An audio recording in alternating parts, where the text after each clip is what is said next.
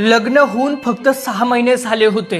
मुलगी रोज आईशी फोनवर बोलायची, प्रत्येक वेळी हसत एकच म्हणायची, आई मी खूप सुखात आहे, तू माझी काळजी करू नको।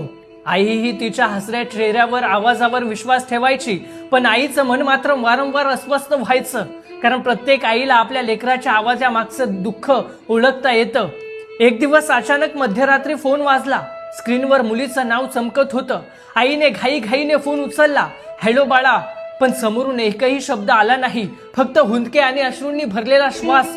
आईचं हृदय धडधडू लागलं। ती पुन्हा पुन्हा म्हणाली, बाळा काय झालं, बोल ना, माझ्याशी बोल। बराच वेळानंतर मुलगी रडत रडत एवढंच म्हणाली, आई आज खूप दिवसांनी मला तुझी आठवण आली नाही, आज मला तुझी गरज आहे, मी खूप थकले आई, खूप। एवढंच ऐकताच आईने एकही प्रश्न विचारला नाही। रात्र होती, मुसळधार पाऊस पडत होता, रस्ते ओले झाले होते, पण आईने पहाट होण्याची वाटही पाहिली नाही। ती लगेच मुलीकडे निघाली। अनेक तासांच्या प्रवासानंतर ती तिच्या दारात पोहोचली। बेल वाजली, दार उघडलं आणि समोर तिची मुलगी उभी होती।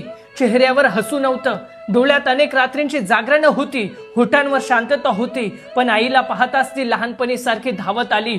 आईच्या गळ्यात पडली आणि ढसाढसा रडत म्हणाली, आई मी खूप दिवसांपासून मजबूत असल्याचं नाटक करत होते, सगळ्यांसमोर हसत होते, पण आज मी हरले, आता माझ्यात काहीच ताकद